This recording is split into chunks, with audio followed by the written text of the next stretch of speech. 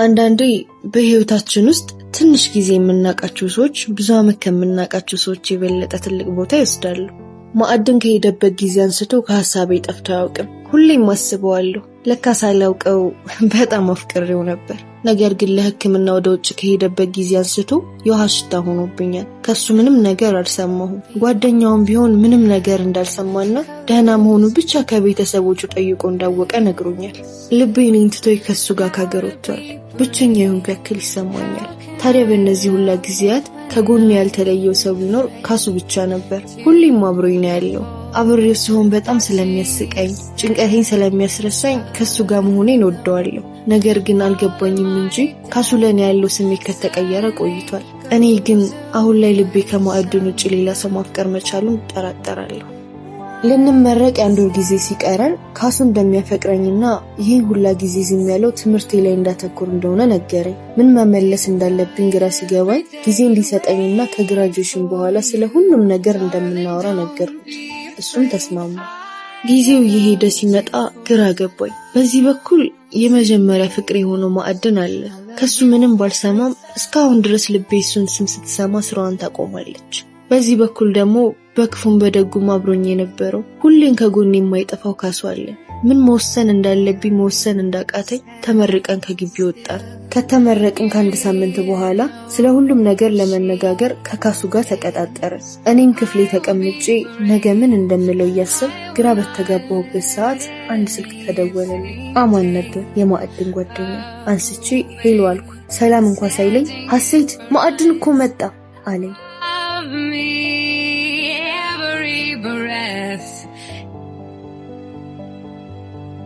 ጆሮዬን ተጠራጠርኩት። ማን ነው መጣ ያልከኝ?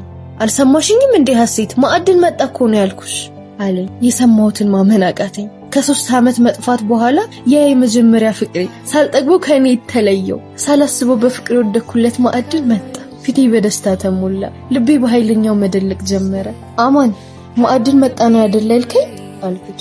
እሱም አዎ ሀሴት፣ እኔም አሁን የሰማሁት ላይ ወደ ቤት እየሄድኩኝ ነው አለኝና ካየው በኋላ እንደሚደውልልኝ ነግሮኝ ስልኩን ዘጋው። የማደርገው ጠፋብኝ። ደስታ ሰከረኝ። አልጋ ላይ ወጥቼ እየጮኩ መዝለል ስጀምር እህቴ ደንግጣ መጣችና ምን ሆኜ እንደሆነ ጠየቀችኝ።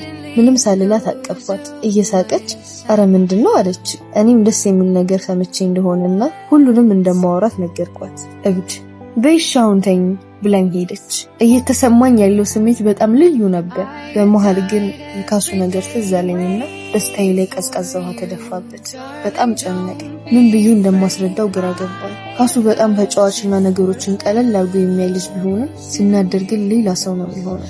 አንዴ ወደድኩሽ እያለ የሚያስቸግረኝ ልጅ እንዳይሞት እንዳይድን አድርጎ ደብድቦት ለምን እንዲህ እንዳደረገ ስጠይቀው ባንቺ የሚመጣ ሰው ደስ አይለኝም ብሎ ነበር የመለሰልኝ። ታዲያ አሁን እንዴት ብዬ ነው የፍቅር ጥያቄው እንደማልቀበልና ከማዕድን ጋር መሆን እንደምፈልግ የምነግረው? በጣም ያስፈራል። ይህን እያሰብኩኝ ቁጭ ባልኩበት ቴክስት ደረሰኝ። አማን ነገ ከማዕድን ጋር ሊያገናኘኝ እንደሚፈልግ ነገረኝ። ይህን ስሰማ ከነበርኩበት ጭንቀት በአንድ ወጥቼ ስለ ነገው ቀን ማሰብ ጀመር። እንዴት ላቅፈው እንደምችል፣ እንዴት እንደማወራው፣ በቃ ሁሉንም ነገር በአይምሮ እያሰብኩ አድሬ በነጋታ ወደ ቀጠሮው ቦታ ሄድኩኝ።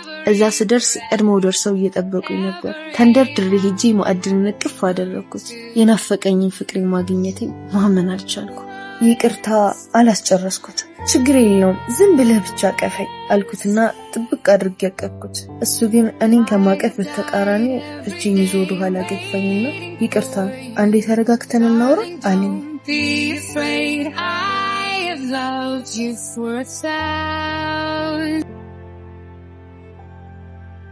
ግራ ገባኝ።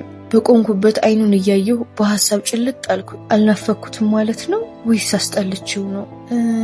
ድንገት ሳይ ደንግጦ ይሆን? ጭንቅላቴ በጥያቄ ተሞላ። ድንገት ሀሴት ተቀመጪ የሚል ድምጽ ከሐሳብ ያባነነኝ። አማን ነበር። በስስት አይን እያየሁት ምን ነው ማዕድን ችግር አለ እንዴ? ሀሴት እኮ ነኝ አልኩት። ይቅርታ አላወኩሽም አለኝ። ምን ማለት አልገባኝም። ግራ ገባኝ። ስላየኝ ደስ ይለዋል ብዬ ስጠብቅ ጭራሽ አላውቅሽም ማለት። በዚህ መሃል አማን ሀሴት ተረጋጊ፣ ሁሉን ነገር ያስረዳሻለሁኝ ያለ። ማዕድንም መኪና ውስጥ እንዲጠብቀው ነግሮት ሂዳለው። እየተፈጠረ ያለው ነገር አልገባሻለኝ። የጠበቅኩት ቀርቶ ያልጠበቅኩት መሆኑ ግራ ገባኝ። አማን ቁጭ እንድል ካደረገኝ በኋላ ስለ ሁኔታው ያወራኝ ጀመር።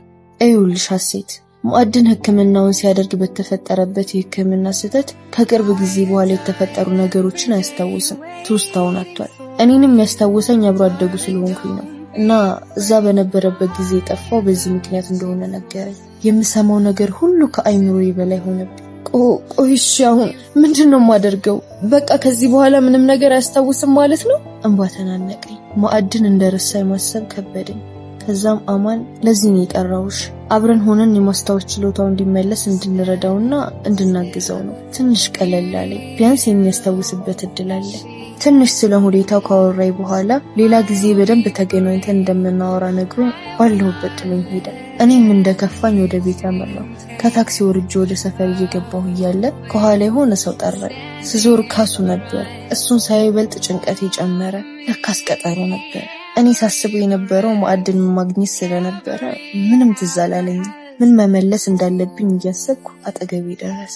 ሀሱ ደውዬልሽ እኮ ስልክ አላነሳ ስትይኝ ቤት እየመጣሁኝ ነበር። ምን ነው በሰላም ነው ስልክ የማታነሹ አለኝ። እኔ ስለሆንኩበት እንጂ በጣም እንደተናደደ ያስታውቅበታል። መልስ ስላጣሁኝ አቀርቅሬ ዝም አልኩኝ። ሀሱ ብሎ ሁለቱንም ትከሻዬ ሲይዘኝ ደንግጬ ቀና አልኩኝ።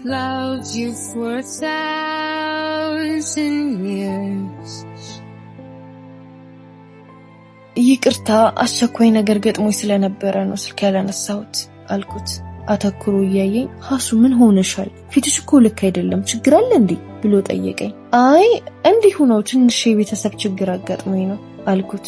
መልሴ ባይዋጥለትም እሺ ብሎ ስላጋጠመኝ ነገር ጠየቀኝ። እኔም አሁን መረጋጋትና ማረፍ እንደምፈልግ ነገ ተገናኝተን ግን እንደምናወራ ነግሬው ወደ ቤት ሄድኩ። ክፍሌ ገብቼ ስለተፈጠረው ነገር እያሰብኩ ማልቀስ ጀመርኩ። ራሴን በራሴ ጠይቃለሁ። ቆይ እሺ ማስታወስ ባይችልስ? ላጣው እንደምችል ማሰብ ውስጤን አመነ። አይ እንዴ ማስታወስማ አለበት። ራሴን ጠይቄ ራሴ መልሳለሁ። እያለቀስኩ ቁጭ ባልኩበት አማን ቴክስት ላከልኝ። ማዕድን ሊያገኘኝ እንደሚፈልግና ነገ 4 ሰዓት ላይ ትዝታ መናፈሻ እንድትጠብቅ ይላል። ደስ አለኝ። ተነስቼም ባይን ጠራርጌ አልጋዬ ላይ ወጣሁኝ። ምን ሊለኝ ይሆን የሚለው ነገር እያሰብኩ በዛው እንቅልፍ ወሰደኝ። ጠዋት እንደነጋ ቁርሴን እንኳን ሳልበላ ተቀጣጠርንበት ቦታ ጋር ሄጄ መጠበቅ ጀመርኩ። ትንሽ ቆይቶ ማዕድን መጣ። ገና ሳየው ልቤ መምታት ጀመረ። ጉልበቴ ለመቆም አቅም ከዳው። መጥቶ አጠገቤ ተቀመጠና እንዴት ነሽ ሐሴት? ትናንት ባለው ማወቅ አስቀየምኩሽ አይደል? ይቅርታ አለኝ። ይሄን በመስማቴ ደስ አለኝና ፈገግ ብዬ አረ ችግር የለውም አልኩት። እሱም አማን ስለኔና ስለሱ ግንኙነት በትንሹ እንዳጫወተውና አብሬው ጊዜ በማሳለፍ ነገሮች እንዲያስታውስ እንድረዳው ጠየቀኝ። እኔ ምንም ነገር እንዳያስብና በሚፈልገው ነገር ሁሉ ከጎኑ እንደሆንኩ ነገርኩት። ከዛም ቁጭ ብለን ማውራት ጀመርን። በመሃል ግን ካሱ በተደጋጋሚ እየደወለ እየረበሸኝ ስለነበር ማዕድን ስልኬ በተደጋጋሚ መደወሉን ሲያይ በቃ ሌላ ቀን እንገናኛለን፣ ላደረግሽልኝ ነገር አመሰግናለሁ ብሎኝ ሄደ። ካሱም ይሄን የመሰለ ጊዜን በማበላሸቱ በጣም ተበሳጨ። ስልኬን አንስቼ ደወልኩኝና ምን ፈልገህ ነው 10 ጊዜ የምትደውለው ብዬ ጮህኩበት።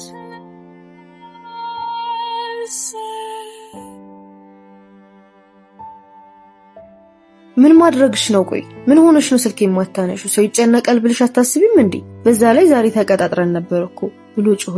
እየደወለ መረብሹ ሳይንስ መጮህ ይበልጥ አበሳጨኝ። አሁንስ አበዛኸው። የሚሄድበትና የማደርገውን ሁሉ አንተ መናገር ያለብኝ አይመስለኝም ብዬ ጆሮ ላይ ዘጋሁበት። ደጋግሞ እየደወለ ሲረብሸኝ ስልኬን አጥፍቼ ወደ ቤት ሄድኩኝ።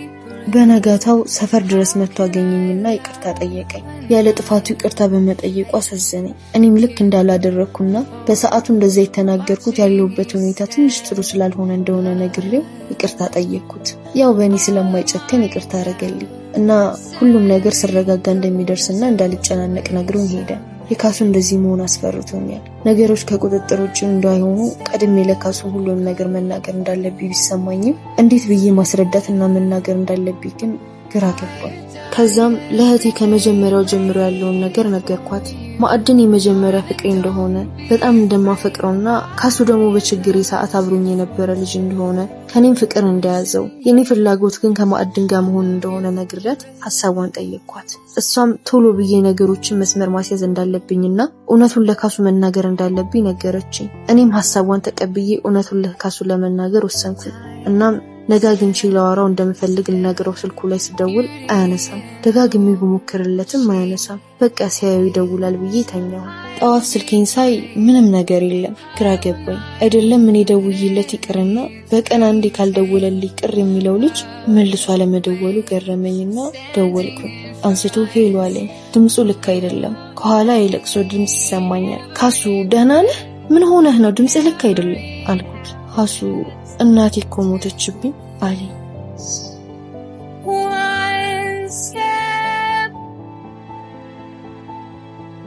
ሰውነቴን የሆነ ነገር ሲወረኝ ተሰማኝ።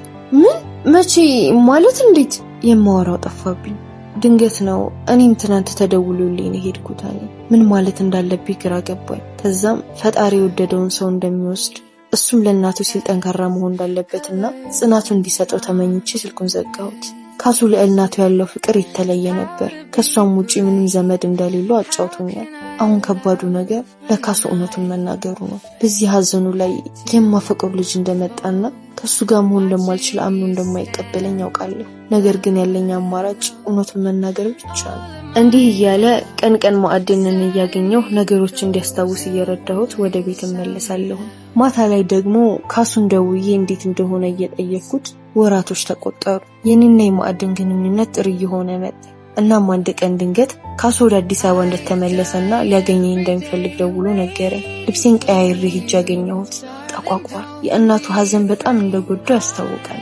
ሰላም ከተባባልን በኋላ የእናቱን 80 ሳያወጣ የመጣው የኔ ምላሽ ለመስማት እንደሆነ ነገረኝ። ልቤ ተጨነቀ። ፍርሃት አለኝ።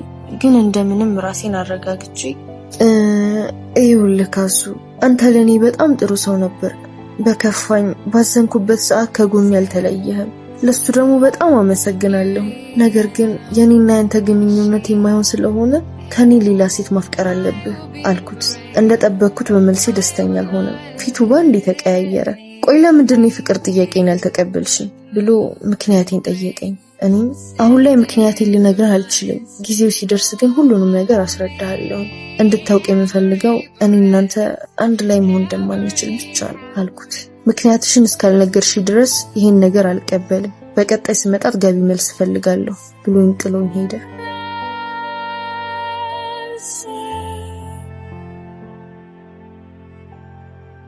ካሱ ወደ ናዝሬት ተመልሶ የእናቱን 80 አውጥቶ እስኪመለስ ድረስ ማዕድንን በነፃነት ማግኘት ጀመርኩ። አንድ ቀን ግን ከማዕድን ጋር ቁጭ ብለን እያወራን እያለ ከየት መጣ ሳይባል ካሱኛ ያለንበት ቦታ ጋር መጣ። ደንግጬ ከተቀመጥኩበት ብድግ ብዬ ካሱ አልኩት በብስጭት አይን እያየኝ።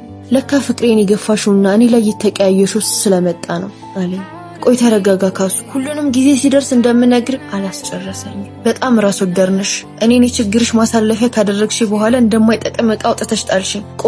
ቆሻሻ ነሽ ሀሴት። እንዴቱ በጣም ያስፈራል። በዚህ መሃል ማዕድን እንዲረጋጋና ተቀምጠው እንዲያወሩ ቢነግረውም መስማት አልፈለገም። ጭራሽ ከሱ ጋር አንድ ሁለት ተነጋግረው አንገት ለአንገት ተናንቀው መደባደብ ጀመሩ። ላስቆማቸው በፈልግም አቅም አጣሁኝ። እየተደባደቡ እያለ ድንገት ካሱ ማዕድንን ሲገፈትረው ወርቆ የተቀመጥንበት ወንበር ጠርዝ መታውና ራሱን ሳተ። ካሱ መውደቁን ሳይ ተጠያቂ ላለመሆን እየሮጠ ባለንበት ጥሉን ከአካባቢው ተሰወረ። እሱን አቅፌ እያለቀስኩ እያለ አማን ደረሰ። ማዕድን መጥቶ እንዲወስደን ቀድሞ ደውሎለት ነበር። ምን እንደተፈጠረ ጠየቀኝ። ከማልቀስ ውጪም ግን ምንም ልመልስለት አልቻልኩም። በዚህ መሃል ማዕድን ነቃ። ደህና ነህ? አልተጎዳህም አይደል አልኩት። ነገር ግን በደንብ ራሱን ስላላወቀ መልስ አልሰጠኝም ነበር። አማን ደግፎ ወደ መኪናው ሲወስደው ደንግጬ ስለነበር ባለሁበት ቆሜ ከማየት ውጪ ምንም አላደረኩኝም ነበር። በጣም ከፍቶኝና ተናድጄ ወደ ቤት ተመለስኩ። ክፍሌ ገብቼ በንዴት ካሱ ጋር ስደውል ስልኩ አይሰራም። ስራውን ስለሚያውቅ ስልኩን አጥፍቶ ነበር። አማን ጋር ደውዬ እንዴት እንደሆነ ጠየቅኩት። ደህና እንደሆነና እንዳላስብ ነገር። ደህና በመሆኑ አምላኬን አመስግኜ ተኛሁ።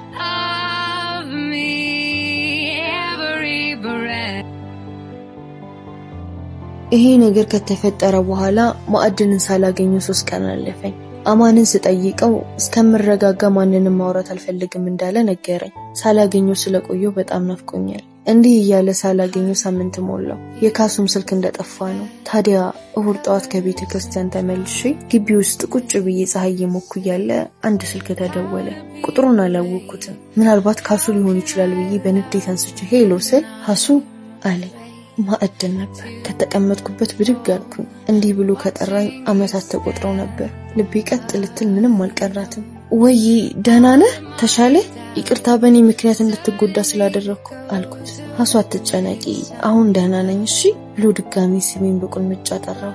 የምሆነው ጠፋብኝ። በጣም ደስ አለኝ። ስለተሻለ በጣም ደስ ብሎኛል፣ ግን አልተቀየምከኝም አይደል አልኩት። አታስቢ ሀሱ፣ አሁን የደወልኩልሽ ነገ ከቻልሽ እንድንገናኝ ልጠይቅሽ ነው አለኝ። እንኳን ላግኝሽ ብሎኝ ይቀርና እንዲሁ ናፍቆኛል። እኔም እንደምችል በደስታ እየሳኩኝ ነገርኩትና የምንገናኝበት ቦታ ተነጋግረን ስልኩ ተዘጋ። በጣም ደስ አለኝ። ነገ አልደርስልሽ አለኝ። ክፍሌ ገብቼ ልብስ መምረጥ ጀመር። ለመጀመሪያ ጊዜ እንደምንገናኝ ያክል ነበር እየተሰማኝ የነበረው። በነጋታው ደስ እያለኝ የተቀጣጠርንበት ቦታ ጋር ስደርስ ማዕድን ሱፍ ለብሶና አምሮበት ቆሟል።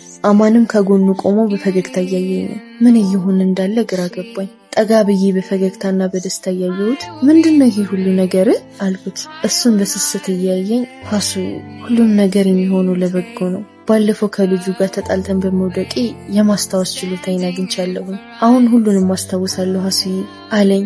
የምሰማው ነገር እውነት አልመስልሽ አለኝ።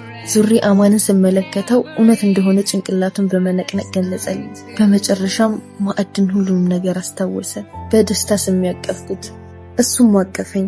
ናፍቆኝ የነበረው ቅፋቱን በማግኘቴ ደስ አለኝ። ተቃቅፈን በቆምንበት ሀሱዬ ብሎ ሲጠራኝ ቀና ብያቸው ወይ አልኩት። ከዛም አንድ ጊዜ አይንሽን ጨፍኝልኝ አለኝ። I have loved you for 1,000 years.